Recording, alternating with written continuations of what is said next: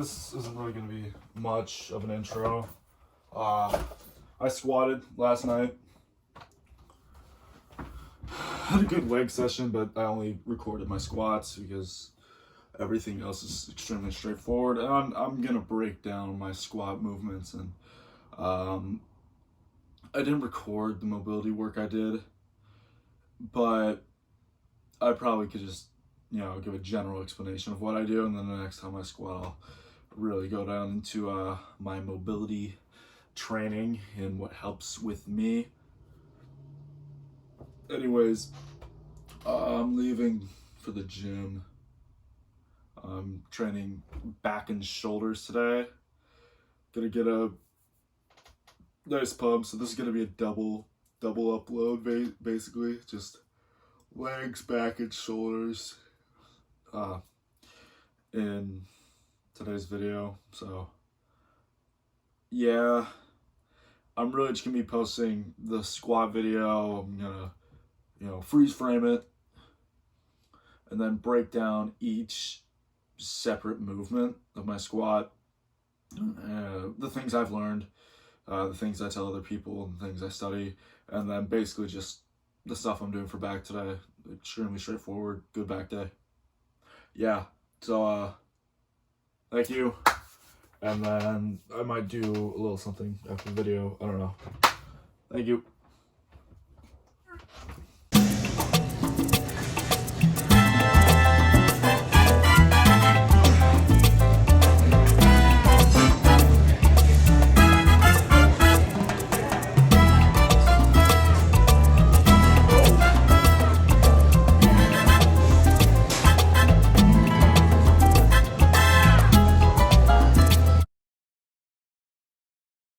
So basically, I'm just going to be breaking down my squat right here.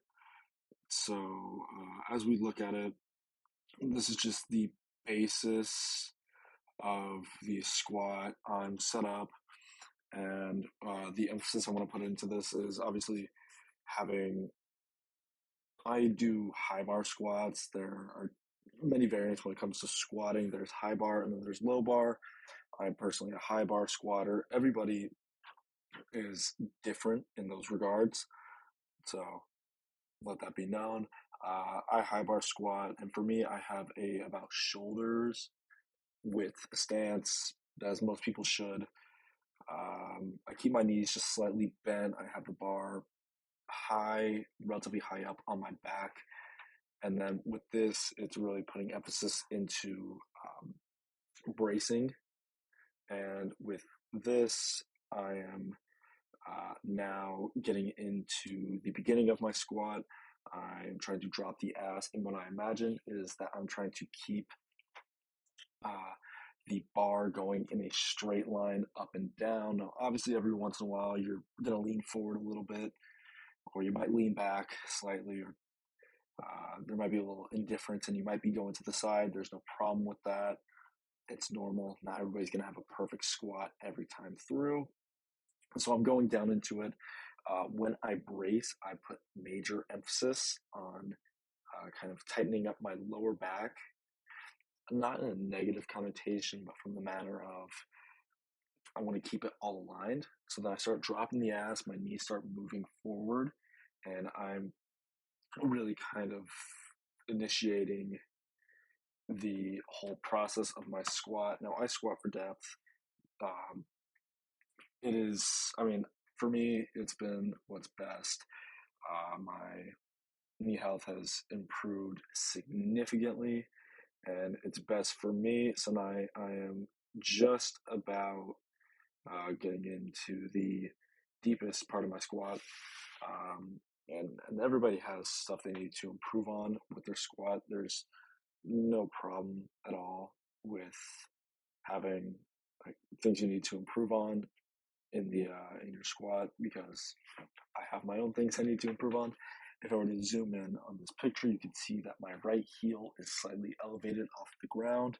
So obviously that is a telltale sign that I should probably just slightly readjust my squatting stance and improve on my ankle mobility. As you can see, I am still I'm getting into the deepest part of my squat. And a thing I really want to point out is how I keep my chest up. Now, that's been a really big thing for me with squatting. Is I used to struggle with keeping my chest up in the once you get down low, especially once you start using heavier weight. Obviously, you want to falter and then, you know, lean forward, have your chest collapse in. But obviously, I've been working on that when it comes to having a proper foot stance. And with me, a big thing with keeping that stability, even at the deepest level of my squat, I've imagined that my foot is like a tripod. So instead of putting too much emphasis into your heels, which actually will eventually lead to you shooting your hips out and then your chest falling forward, if you keep a good stability, like a tripod on your feet when you are in the deep part of the squat, it will help keep you balanced. And if you really focus on keeping the pressure like a tripod, it will help you keep going straight up in your squat instead of faltering and having your chest fall forward and collapse and possibly you dying. So another thing I put a lot of emphasis into is making sure that my butt doesn't wink. Now, obviously, I'll show a video in next video when I break down squat of what a butt wink is.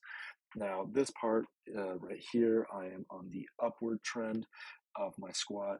Again, I'm trying to keep the bar in a straight line as I'm going up. Another thing that I'm going to point out once the next slide comes is just look at where my ass is. Now, obviously not from a weird standpoint, but just imagine, so take a mental picture of where it's at now as I'm on my way up. Knees are still bent, hips are hinged. My back, however, is completely straight, completely flat. There's no arbitrary curvature or any of the sorts. My elbows, my arms are still firing. The lats are still engaged immensely in this squat. And now here we are. Now, if you compare where it was just at to where the hips are at now, the amount of hip drive, the finished thrusting the hips forward while finishing the squat has been one of the biggest differences, one of the biggest, difference makers in my squat as of recent, outside of just learning how to properly brace. And I'll get into how to properly brace on squats and other crucial movements, but that was just a relative breakdown of my squat. Outside of that, I recommend you use squat shoes. I'm going to invest in knee sleeves and a belt sooner rather than later. Obviously, once I start really getting into the higher ups of weight. But for right now, I'm just raw squatting, feel really good, and yeah, that is my squat.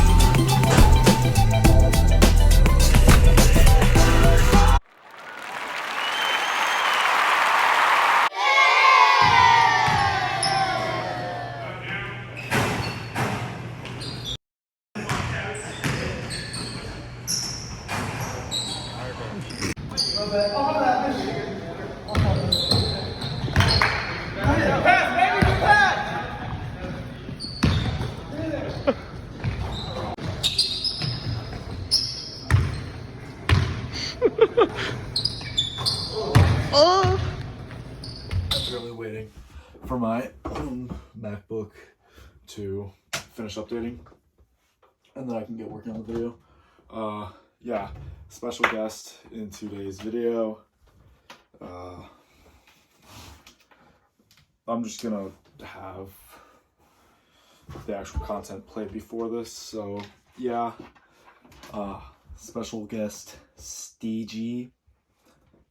Woo, yeah. I'd also like to give a shout out, special shout out to two people. One being Steegy for allowing me to have his undenying greatness and presence in the video.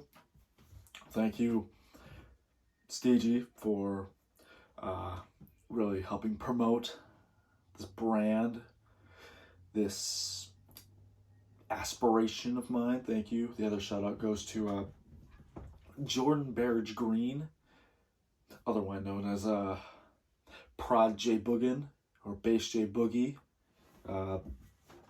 Big shout out to him as well, as he constantly forces and pushes me to be great,